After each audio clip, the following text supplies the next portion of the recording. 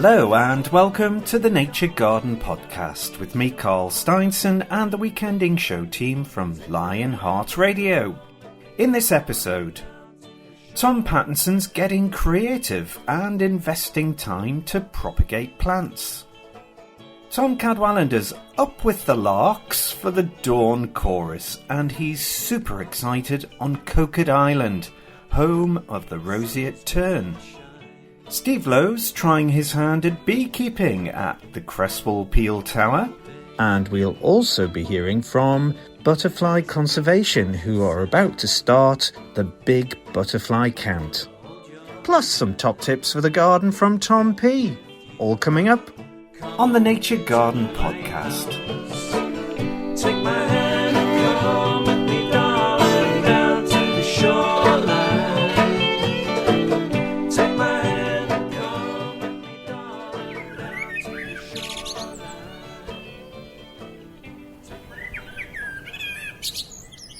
Plants can cost a pretty penny when we buy them, but it's an investment. And Tom Pattinson's making the most of his plants and taking time to be creative in the garden.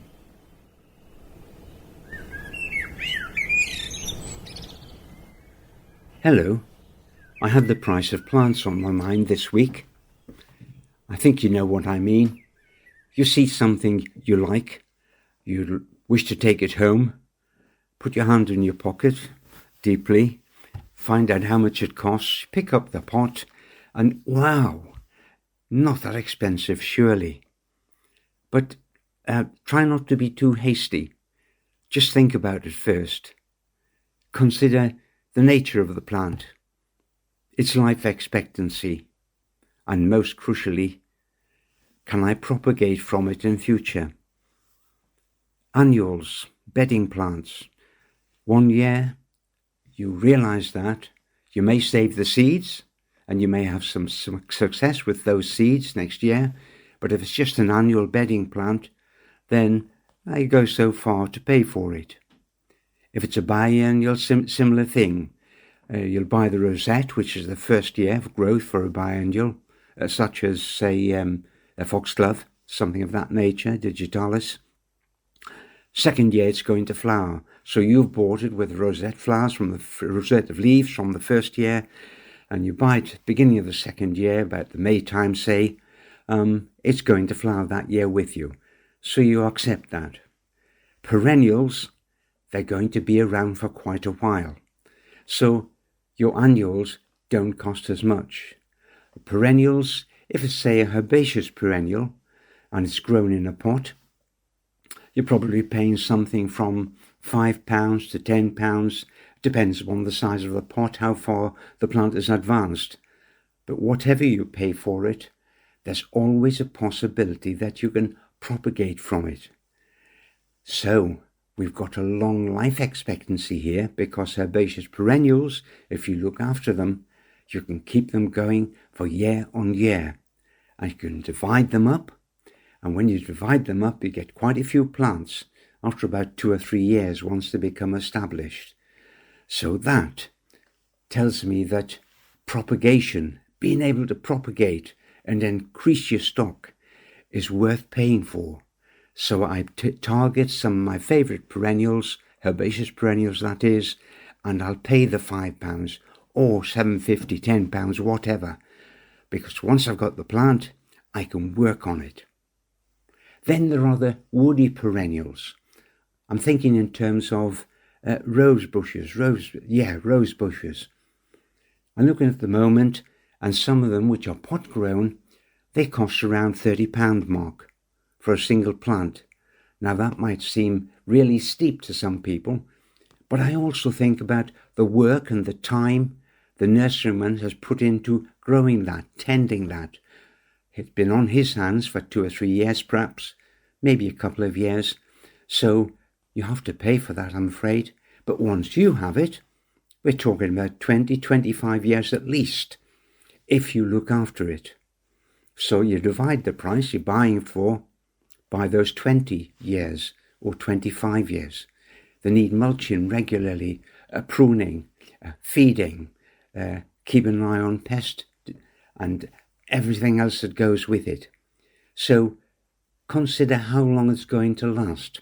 And what about propagating it? Well, it is known that if you buy some rootstocks in the autumn and plant them, say you buy 20 or 30 rootstocks, they come in bunches about that size, and then you get round to June or July the next year, you're looking at plants, roses in the garden, named cultivars or named varieties, and look down the stem and there'll be plump buds, and you can graft those buds onto the rootstock. And if you look at the cost of that overall, it's the price of the rootstock that you bought plus time that you've spent, and you can't put a price on time that you've spent. My view on that is, when I'm doing this, I'm being creative and I love propagating. Then we move on to the trees and shrubs. Beautiful shrubs, last 15, 20 years more, but you take stem cuttings from them or you layer them, and that gives you oodles more plants from the single one you bought in the first instance. And then when we get to fruit trees, for goodness sake, a decent apple tree or plum tree, okay, you might pay £50 for it, but it's going to last you 50 years at least if you look after it and bear fruit all those years. So give a thought to how long these plants are going to last with you. And propagation. What are the prospects of propagating more from the single individual that you're buying?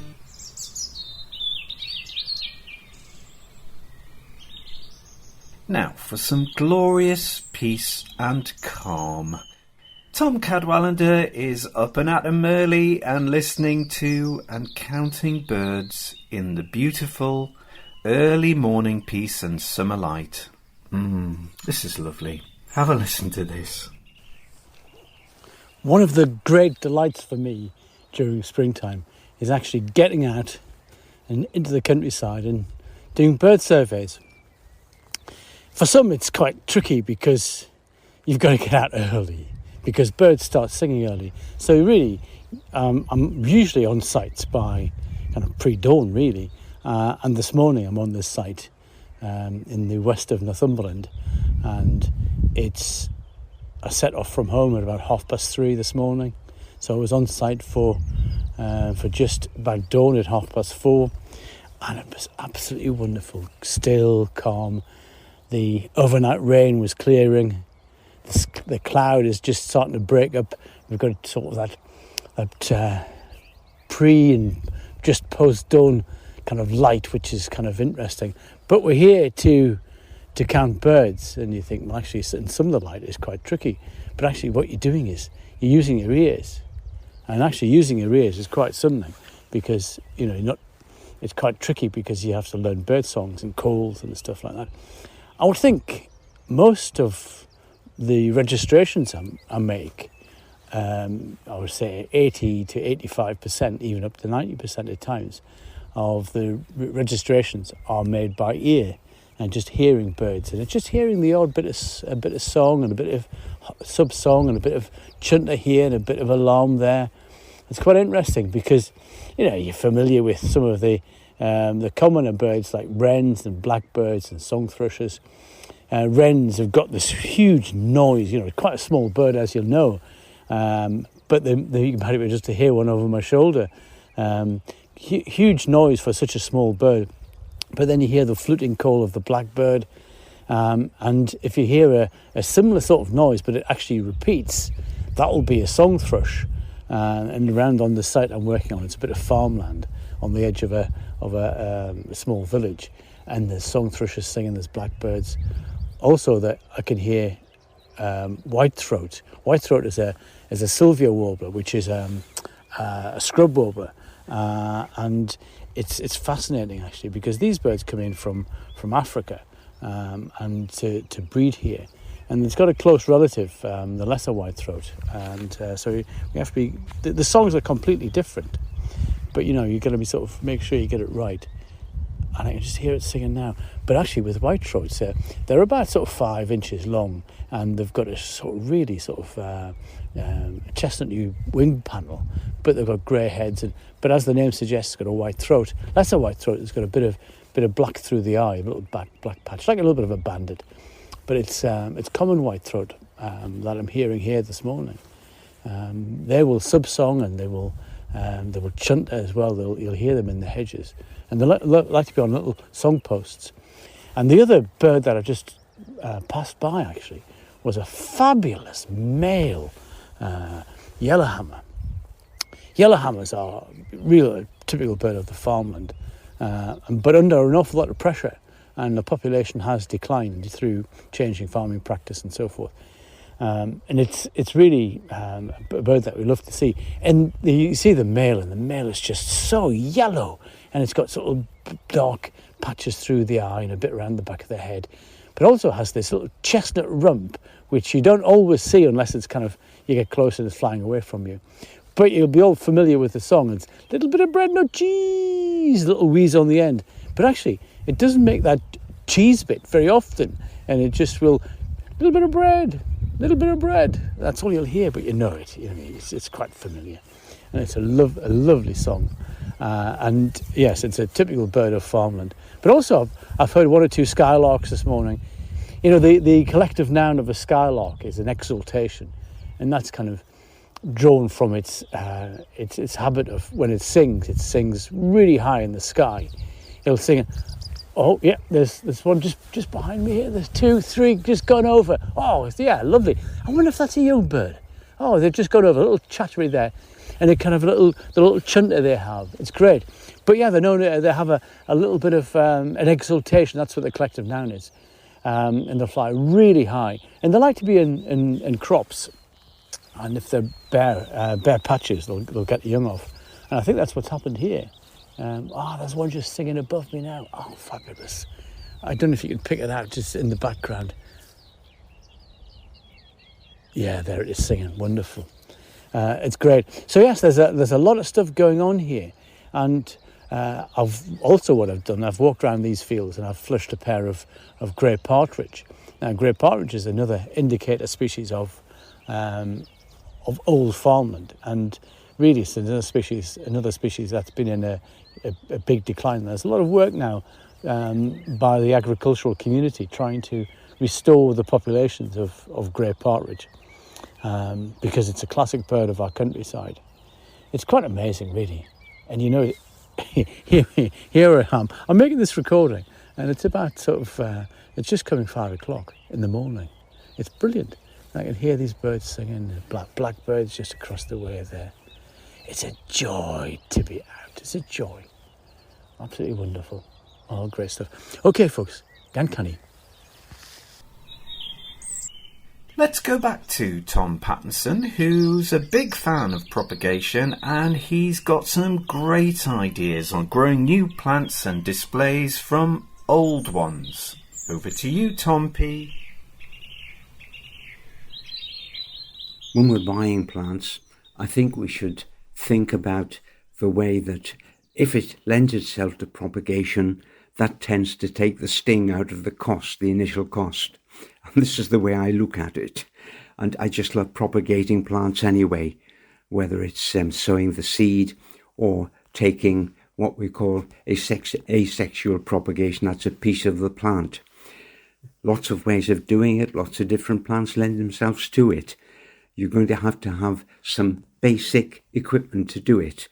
My basic starts off with a jar of water on the window ledge in the kitchen. And if I take little stem cuttings of pot plants around the house, stick them in there into the water, change the water completely every week, be patient. Things like fuchsias and Tradescantia, wandering sailor, they will start producing roots within a fortnight easily. And other shrubs from outside, lots of hardy shrubs outside, but they've got softwood stems on at the moment. They will even root in there as well. Once they've rooted, you have to wean those roots into compost. So you pot them up when they've got a decent bunch of roots on them, young roots, put them into the compost and cover the top in a pot, that is, pot them up and cover the top of the pot with a polythene bag to keep the moisture in just for a few days, and then the plant should stand alone. It's weaned onto using its roots and away it goes. It's a very simple way of rooting plants. Beyond the jar of water, of course, we can be much more professional than that. You can have a proper propagation unit with a gritty compost in there, or just purely perlite or purely vermiculite. You take your pick, as long as you keep it moist. You don't need a lot of heat at this time of year. They will root eventually. The other thing is the garden frame. Whether you buy it or knock it together from spare bits of timber, the garden frame outdoors, put a shade on, a bit of shading over it to block out the total sunlight, but just a light shade, some sort of liquid shade over, and that works too. At the moment, I'm looking at the annuals which have reproduced. I just bought one packet of seed so many years ago of little heart seeds of viola, and sowed them in the garden, and they came out, and they have a little explosive mechanism when the seed pods arrive after those beautiful little flowers, and they just spread the seeds all over the place. I round them up in the autumn, and I put them together as a group planting, and they're sweet little things, good for raised beds, etc. There's borage, the blue flower with the black stamen in the centre, the blue herb. Strange leaves, you rub the leaves, and the smell of cucumber. Borage plant, being a herb, it self-seeds all over the place. I bought one packet many years ago, and every year there are fresh seedlings all over the garden. I find them attractive. That's a simple way of doing it. Also, you can look at layering. That is, several shrubs have a sort of a lax growth habit.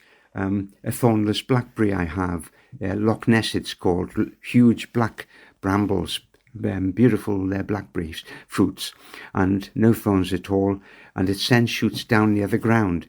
Well, just weigh one of those stems down with something, even a brick, and it eventually roots into the ground, and you've got a new plant. Just sever it away. Forsythia roots itself. Any branches touching the ground. The viburnum does this. So does rhododendron, of course, and the yellow winter jasmine. That's a favourite for layering. Any shoots near the ground, they'll root themselves, and you've got several new plants from that. This is just a beginning.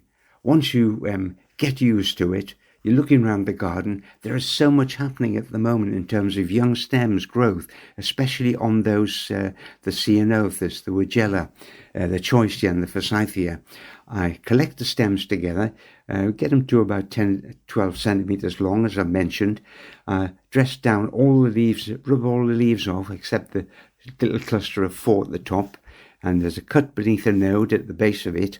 I soak them in a bowl of water for an hour, so they're fully charged with water, and they have the best possible chance of surviving and rooting and turning into lovely shrubs.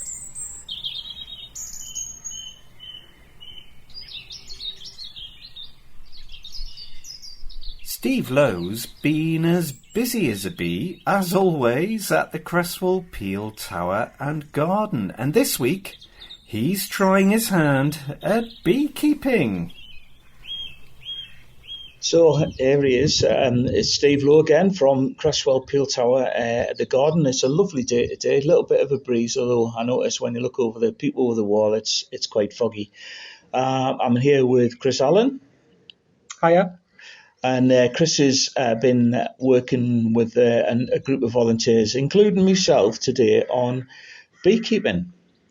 Hi, Chris. So what are we up to today? Hi, Steve. Just a little bit of background. We put the bees into the garden about 3 or 4 weeks ago, and we've got a group of 6 people who are keen to sort of take on the husbandry of the bees over the next 3 or 4 months. So what we've been doing over the last couple of weeks is a little bit of theory to learn a little bit more about bees, what makes up a hive, etc.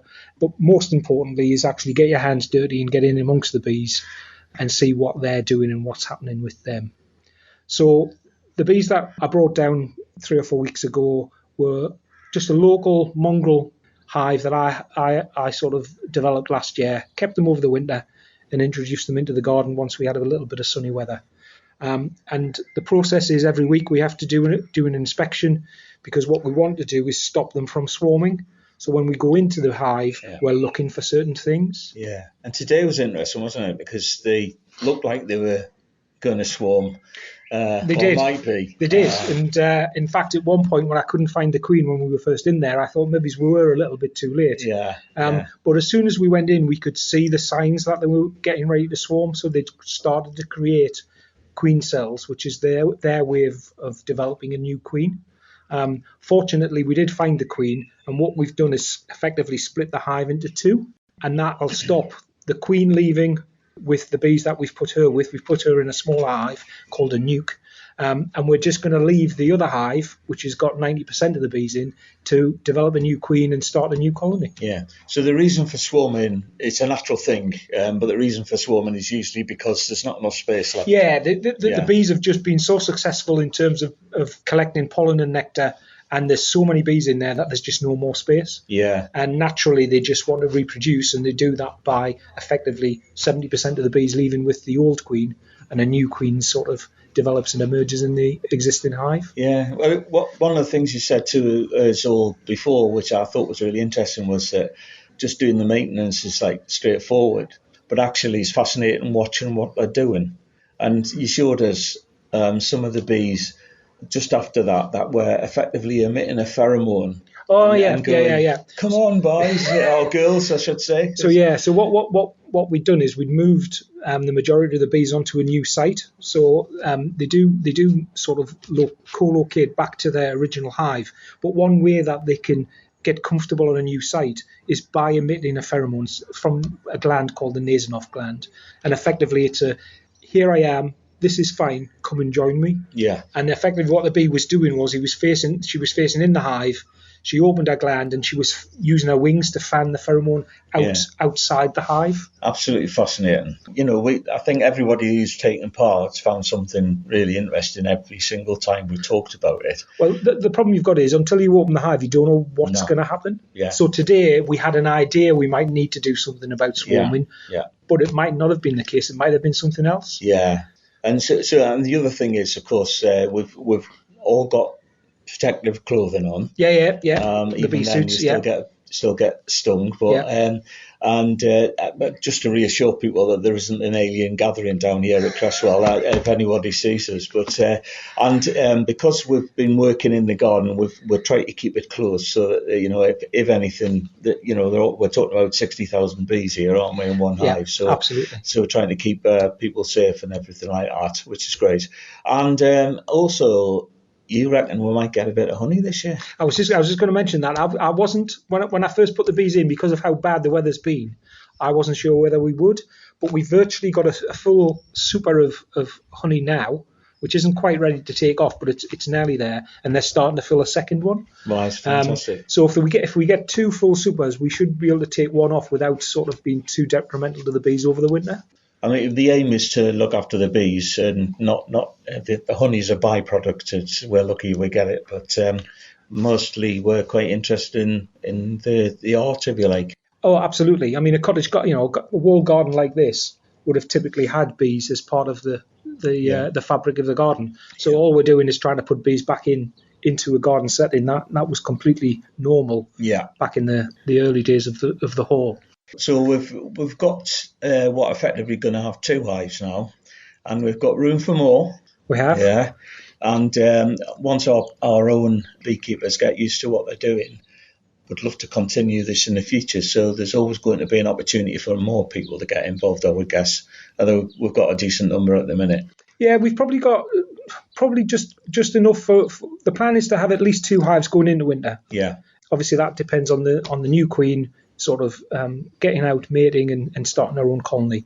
But we have got room for up to 5. So there's always space for more people. Yeah. And that way it spreads the load, because you do need to be here every week. Yes. And whilst sometimes it's a half an hour job of just checking they're okay, today we've been here nearly 2.5 hours because we had to do something with the bees. Yeah. So you do need that flexibility and the support of other people. Sure. And it's been fun. So. Oh, it has. It has. No, it's always good. Yeah, it's always good. Well, I mean, on behalf of all the volunteers, Chris, really, really grateful for the time that you've put in so far. And, we're looking forward to more. Yeah, come down and see us. Aye. Tom Cadwallender's enthusiasm is, of course, legendary, and he's sent us this report out at sea, surrounded by terns, on one of the most beautiful, wonderful bird sites in the north, Coquet Island. And yes, he's absolutely buzzing. I consider myself one hell of a lucky person. I get the chance to do some amazing things. And sometimes I can't believe this is my life, It's so wonderful. I have to pinch myself to make sure I'm not dreaming. Today I'm on Coquet Island. Coquet Island is an RSPB reserve, and it sits on the Northumberland coast. It's about a mile offshore, just by Amble. But it's an ultra important place for one particular species, and that's the roseate tern. Roseate tern is the rarest breeding seabird that we have in the UK. Now, you'll be familiar with terns, I'm sure, but roseate tern is probably the most special one, and there's so few of them. And Coquet Island has become the epicenter in the UK for the species because they breed here. And before we got the last 2 years, we were hit by bird flu. And the numbers weren't particularly high. There was only about 150 pairs. But when I started working on the species back in the early 90s, there were only 20 pairs here. So we've got the numbers of birds up to 150 pairs. But yeah, and that was due to the hard work of the RSPB wardens, the big great set of folks. But I've been working on this species since the early 90s, and it's a rare privilege, and it's something that I just can't believe that I'm involved in.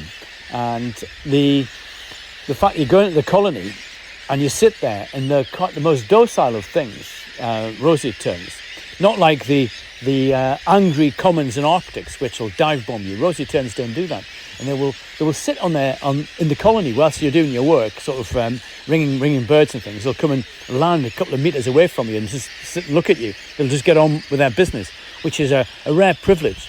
And I can feel the just talking about it now, I can feel the hairs on my neck just starting to rise, because I get goosebumps even just thinking about it, because I consider myself just so privileged to be able to do these things. But roseate terns are fabulous, really are. And you can hear lots and lots of tern noises behind me. There's lots of birds scooting around here. And there's a lot of commons and arctics, and they're coming back and forward. They're carrying their sand eels. They're bringing them into the young ones. And the young ones, a lot of them are just hatching now, and they're kind of really quite small. But they're bringing food in. The sand eels are used as kind of a pair bonding thing, where the one bird will bring it in for another adult bird, part of the pair. And it's all that sort of stuff going on there. But we have sandwich terns, which are the biggest of the terns that we get. They've got all black bills with a little yellow tip to them. We've got common terns, which have got red bills with a black tip to them. And then we've got Arctic terns, which are the real magnificent migration masters. They'll travel 44,000 kilometres a year just to get to their winter quarters, which is mind-blowingly staggering, and it's just phenomenal. But then we get to the roseate tern. Roseate terns are slightly smaller than the sandwich tern, slightly bigger than the arctics and commons, but they have a dark black bill, but also has a red base to the bill. But the breast of a roseate tern is wonderful. It's a very subtle shade of pink, hence the name roseate. And this is kind of enhanced during the breeding season. And they're magnificent. They have quite long tail streamers, so when they fly, they're so elegant. But The young ones are just starting to hatch now, and they look fabulous. They really do. And they're kind of tiny. They've only been hatched 3 or 4 days, and that will carry on now through till into mid-July. And we'll monitor them, and by putting rings on, we'll do nest box checks and so forth as well. But it's all part of this great scheme, this great island run by the RSPB. They've got site staff on here, but there's no landing because bird populations are just so many birds. You just couldn't wander around. And the puffins that are breeding here, there's about 20,000 pairs. They nest right across the island, but they dig burrows. So you've got to be so careful when you're wandering around because you can easily collapse a burrow. And so, yes, hence there's no landing, basically, because it's just too dangerous. Not only from your personal point of view, but particularly from the bird's point of view. You've got to be so careful. But looking at it, there's so many fish being brought in, so many sand eels, which is kind of the staple diet of almost every species of seabird that breed on Coquet. So we have the puffins, we have Arctic terns, common terns, roseate terns, sandwich terns. So all these birds are depending on the sand eels, and it looks as if there's going to be another good year for sand eels. So it all bodes well if we can get through this bit without having another dose of avian influenza. That would be really quite wonderful. So yes, here we are.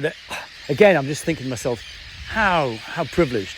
And just standing and listening to all these terns making such a racket. I don't know if you can hear them.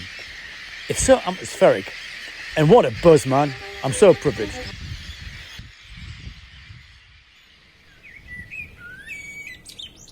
And so, to the sound of War Blackbird, here's Tom with some things to be getting on with in the garden. Well, it's jobs for the week time. Traditionally, here in the northeast, 3 things come together the last week in June. And this is it coming up this weekend. The hoppings on the town moor, Newcastle Race Week, and digging the first potatoes. Early potatoes, first early, that were planted 10, 12 weeks ago.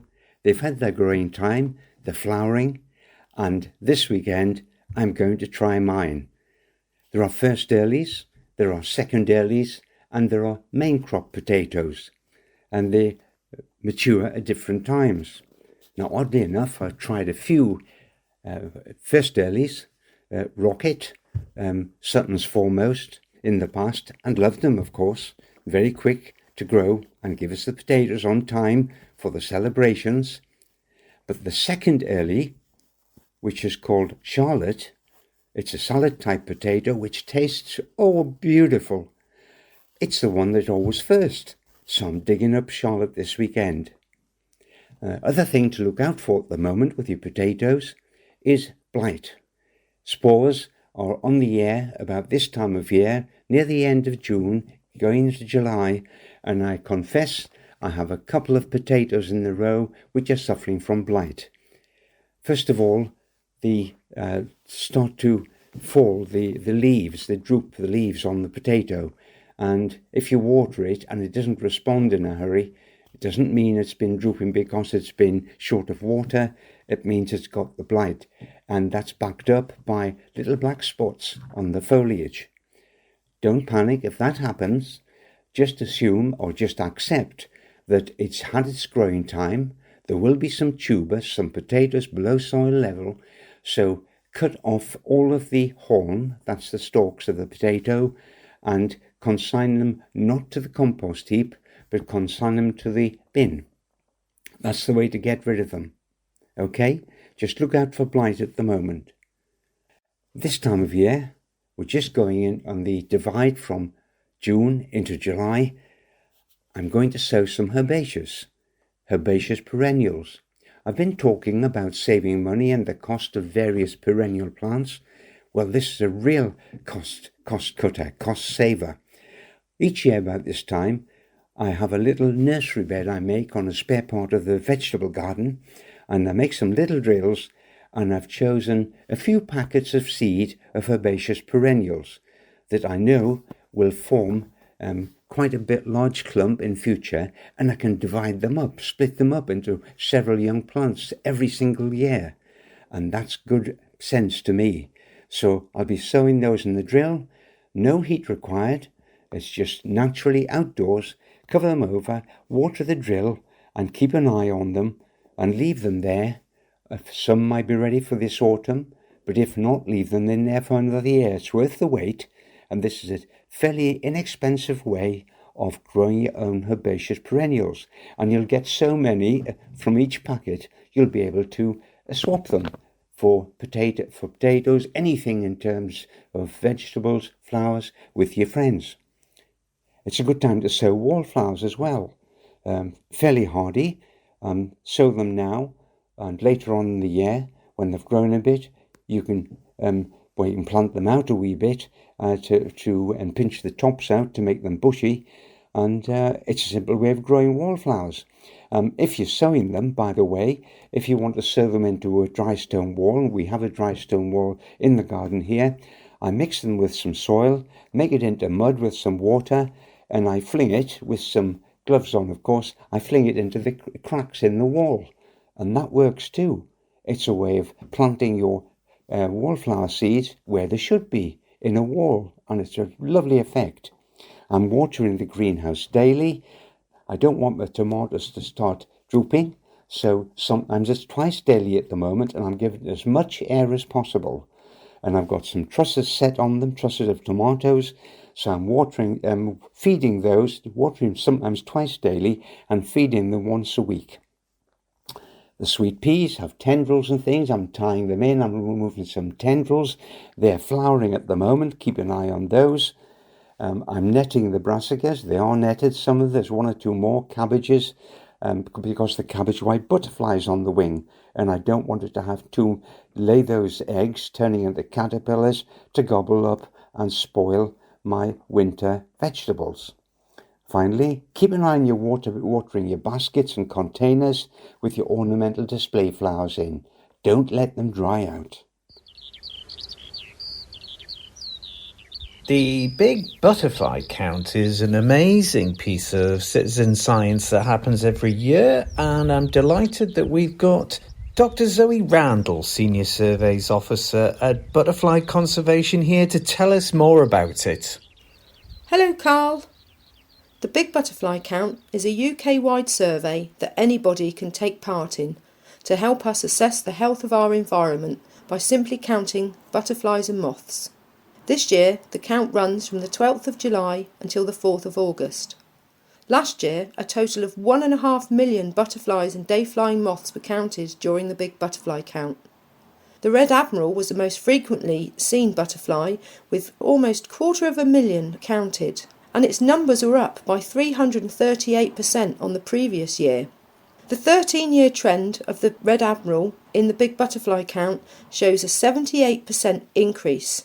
The Holly Blue also did well in last year's count, and the trend for this species shows a 41% increase over the 13-year period of the Big Butterfly Count.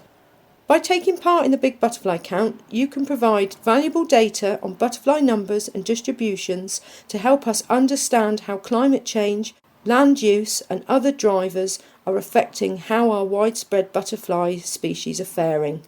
To take part in this year's Big Butterfly Count, which runs from the 12th of July until the 4th of August, all you need to do is simply spend 15 minutes in a sunny spot and record the number and the type of butterflies and day-flying moths you see.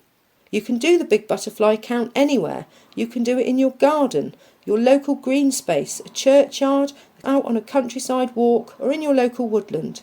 Basically, you can do the Big Butterfly Count from the seashore to the mountain top. There is a downloadable identification guide on the Big Butterfly Count website, www.bigbutterflycount.org, and you can log your sightings there too. Or you can download the free Big Butterfly Count smartphone app. This has got a built-in identification guide in it. You can also log your sightings there. Please do get out for the count and help us understand how our butterflies and day-flying moths are faring. You've been listening to Gardener Tom Pattinson, Birder Tom Cadwallender from the British Trust for Ornithology, and a big thank you to Dr Zoe Randall from Butterfly Conservation. and you can find out more about how to help butterflies at their website wild-spaces.co.uk. That's wild-spaces.co.uk. We'll be back with more nature, gardening and heritage reports and views from Northumberland and beyond in a couple of weeks' time. And don't forget, you can listen back to all of our previous programmes via the Nature Garden podcast. I'm Carl Steinson, thanks for listening and enjoy your gardening and time outdoors with nature. Bye for now and, oh yes, gan canny maras.